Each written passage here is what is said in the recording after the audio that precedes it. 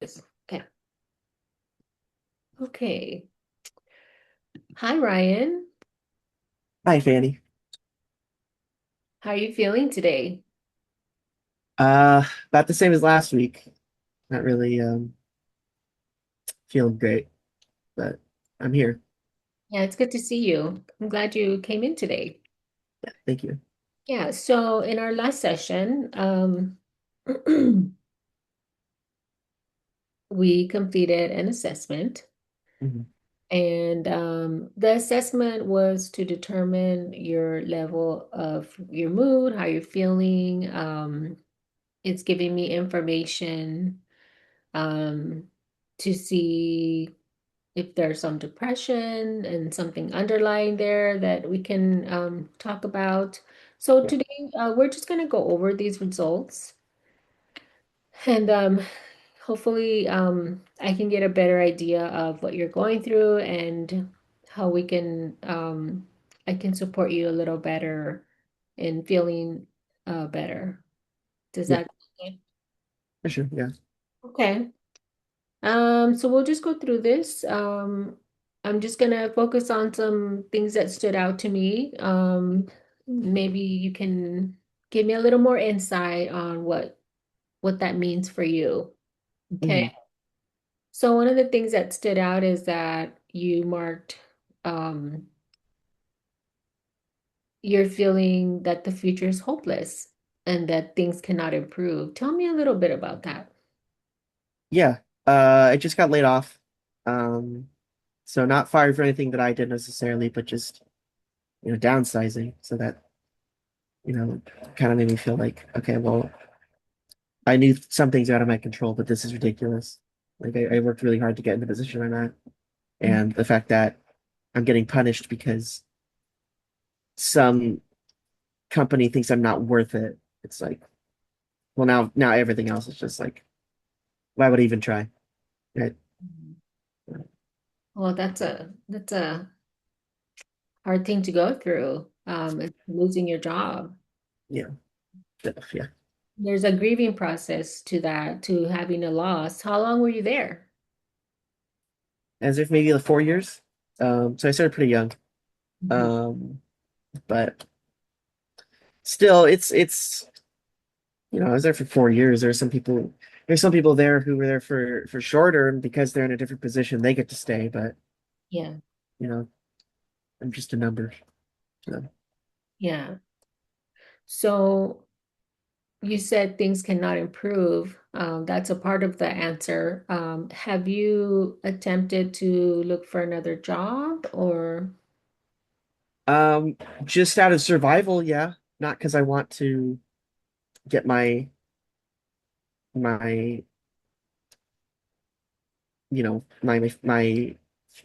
motivation up or anything. It's just because I gotta survive.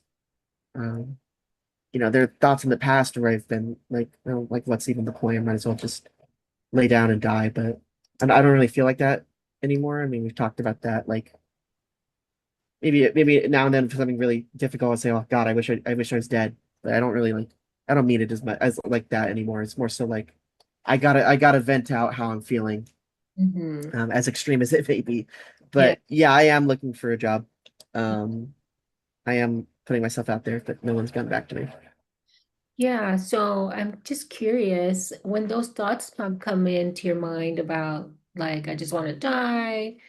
Yeah. Is it just the thought that comes in and goes, or do you pause and think of a way to do it, or No, it's never like that. It in the past maybe, but right now it's just like it's been a long time since that, and it's more so like I just wish I didn't have to deal with all this. Not I wish I was dead.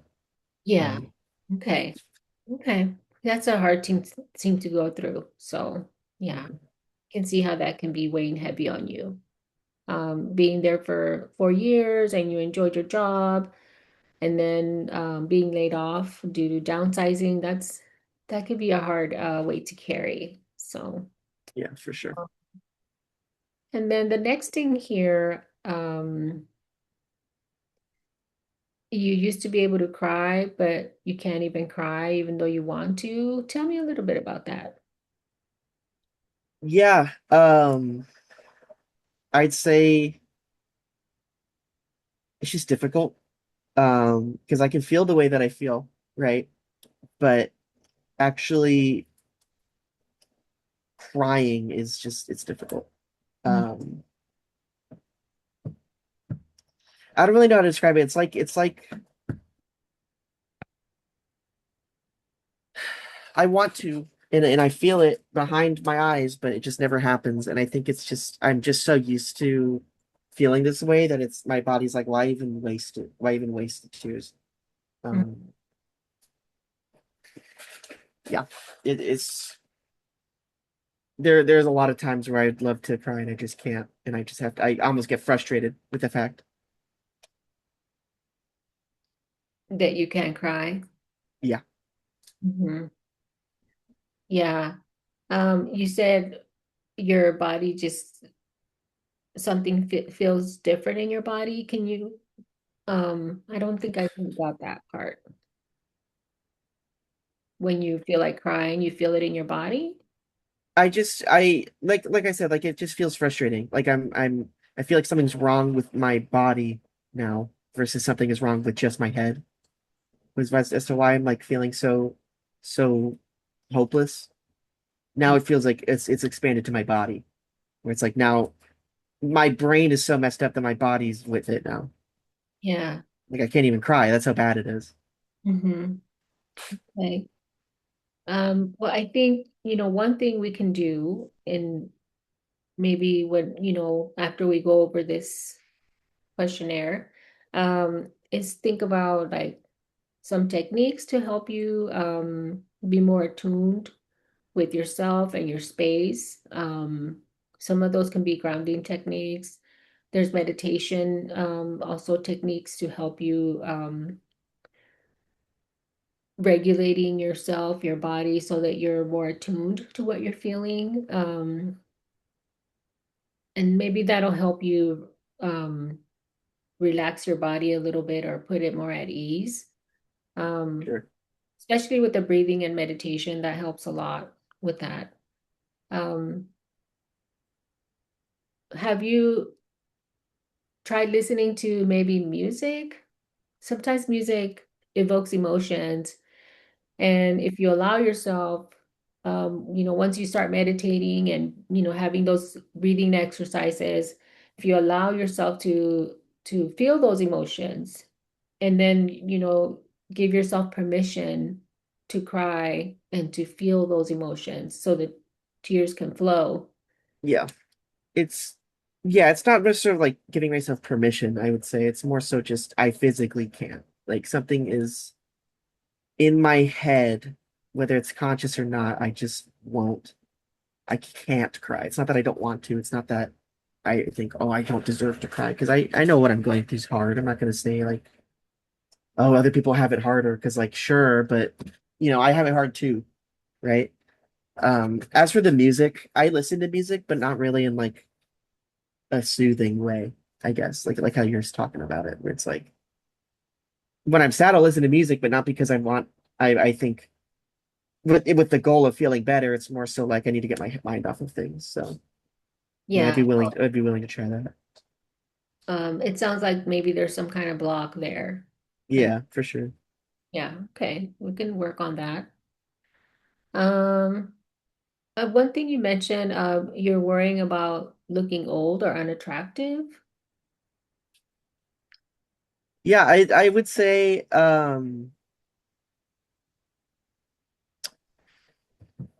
it's hard having confidence in yourself when you feel like everything is out of your control. And so when everything feels like out of control, I kind of just think like, well, might as well just give up on control. And part of that is like my self-care routine with like my physical appearance. And I feel like with how long I've been feeling this way, I just feel like I've gotten worse and worse. I've Mm, gotten less confident. And so why upkeep anything, right? yeah. Um, How long and have you in had that, these feelings? Oh, sorry. no, yeah. What were you saying? So how long have you had these feelings? I mean, they started before I got laid off, but that was like what Mm, really sparked like, oh yeah, I'm going down the path. But I'd say about like 5 years ago, about a year before I got my job. mm, And the thing is, the job helped for sure. But no, I'd say it started about like 5 years ago. okay. Yeah. Okay. Was there an incident that occurred back then? Um, Think of. I'd say that I was just not an incident, but around that time I was just really lonely, Mhm, like extremely lonely. I was looking around for potential partners, and it's just never worked out. Which I get it. Like it's gonna be different pace for everyone, but it doesn't mean I wasn't sad about it. Um, I mhm, started to get like less and less motivation to even put myself out there. mhm, I got a job that I really liked, and that helped. I was able to put myself out there a bit, meet people, mhm. but still not. No, I still most of the time I feel pretty lonely, and I'd say like before that, before I realized how lonely I was like pretty normal. I'd say. You said pretty normal. What does normal mean? That's pretty happy. Like I was motivated to get out of bed. I was hopeful about the future because I hadn't been laid off yet. I was hopeful about meeting new people because I could do that. Now it's a lot harder. I can still do it, but it's harder. It's Mhm, like why put in this extra effort for things that would have been so easy back then? Like I feel like I've missed that opportunity mhm. almost. Yeah.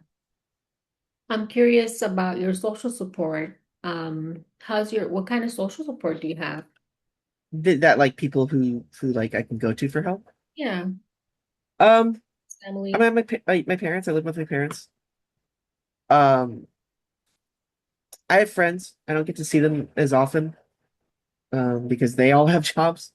But I mean, they're there. They're willing to help me, but just not really as often. Yeah. Okay. Another thing that stood out to me here is when you fall asleep, you wake up several hours earlier than what you're used to, and you can't get back to sleep. Mhm. How long have you had this going on? Probably for about 5 years. Mhm, It's not to this extent where it's at now, mhm, but uh, it's just really hard to sleep. I sleep late, like really late into the night, mhm, because I feel like I'm like trying to reclaim that part of the day that I was spent sleeping in bed almost. mhm, Um, but yeah, it's just it's hard to go to sleep, and it's hard to want to do anything but sleep. mhm. But even that's difficult for me now. Okay. Okay. Yeah, sleep is important and it's an important part of recharging yourself, and the fact that Hmm. you're not sleeping can attribute to other things. And so that's a little bit concerning. And so we'll talk a little more about that. And then your appetite. Tell me about your appetite. Um, yeah, it's not great. I really don't feel the need to eat anymore, and I used to love eating. Um, it's just a lot harder to. I don't really have that appetite anymore. I mean, I've lost weight for it. Um, when I'm not aiming to lose weight. Hmm. And that's scary to see your weight go down without you trying. Like people say, "Oh, you look thinner," and like I have to thank them because otherwise I'm not going to tell them. Well, that's concerning because I'm not trying to lose weight. Yeah. But it is concerning, and I'm tired of people pointing that out that I look like I'm losing weight because one, it makes me feel even more unattractive. Like I pointed out earlier, like, oh, you were so big back then. Now you're smaller, and that's good, but they don't even know the reason why. So that doesn't help either. It feels like people only care about how I look rather than how I feel. Hmm. Hmm. So it sounds like they're making judgments on you. That may sound like a good thing on their end, but it's really not. helping you because you're experiencing um something different than what they think it is. Yeah. Yeah. Yeah, it just feels very surface level. Hmm. Okay. So, yeah, I'm gonna, because your score is pretty high on this um questionnaire, Mm. um 37, that indicates your depression is severe. I'm gonna do another assessment just to make sure. It's called the suicide um assessment, just to see where you are with that. Make sure you're safe. It's Mm. just to give me an understanding of where you are as far as like feeling like you want to harm yourself or feeling safe, that kind of thing. So, Yeah. is it okay if we take that assessment next time? Yeah, I mean, we've already done one. Um, I don't think you're gonna find much on there that I haven't already told you. Um, but maybe you will. Yeah. Okay. Great. So we'll plan on doing that next time, and we'll also plan on some breathing techniques that I can give you and coping strategies, feeling grounded, feeling you're in the space that you're in, and some maybe meditation techniques as well that maybe can help you for Yeah, the next session. yeah, that sounds good to me. Okay, great. Well, I will see you next time. Thank you. Okay. Great. Okay. Fanny, I think you did a good job. I think you did a good job. I think, Go through these questions. Yes. yeah, I also haven't pulled up on the side, but I Okay. think this is a really tough assignment, I'll be honest, dealing with someone who has expressed depression and suicidal thoughts in the past, but not currently. That's a tightrope that you got to walk along. And I think you did pretty well because you were going through everything on the assessment, and you were asking me like, what's the reason for answering this? And there was like, I forget exactly what you said, but there was one thing that you said that I'd say was facilitative, and that I gave an answer, and you pointed out um, like you pointed out how that's concerning, um, but without saying it. You were like, that sounds really difficult. It sounds like you're going through a lot, and I think that's good, because the role that I was playing, it's like I've gone through some really difficult things. Like I've been isolated for years. Couldn't find a partner. I feel like my friends are congratulating me for things I don't want, and that makes me feel like I'm unheard. So I think you were showing that you were hearing, you're listening, you're understanding how I felt, and you genuinely cared. And I think that's really good. Um, and so yeah, it helped to go back to the questions. Like it helped feel understood in the sense of like you could tell I was going through a lot, and you weren't trying to minimize what I was going through. So I think that was really good. Um, in terms of growth, I would say that there was one point where you did outright say that's concerning. Mm, And I don't know how the professor feels about that. But if I were in a session and my therapist told me I'm concerned for you, especially like after I said like I don't feel suicidal, like mm, I would still do the assessments. I think it was good that you still were going to do the assessment. But if I heard a professional therapist tell me they were scared, I would become scared. I'd be like, oh shoot, I'm scared now. And mhm. I think that would that might cause some people to kind of shut down. Yeah, okay. Um, so I think showing that you are concerned for someone in nonverbal ways, like you did previously in the session, was good. Mhm. But I would maybe just make sure that like, and again, the professor might disagree. But Don't use if it. I were in a session, I heard my therapist was scared for me, I would become scared and not in like a cohesive, like conducive way for Yeah, therapy. But um, I'd say that's the only thing I can really think of in okay. that sense. I'd say again, yeah, I think you did a good job.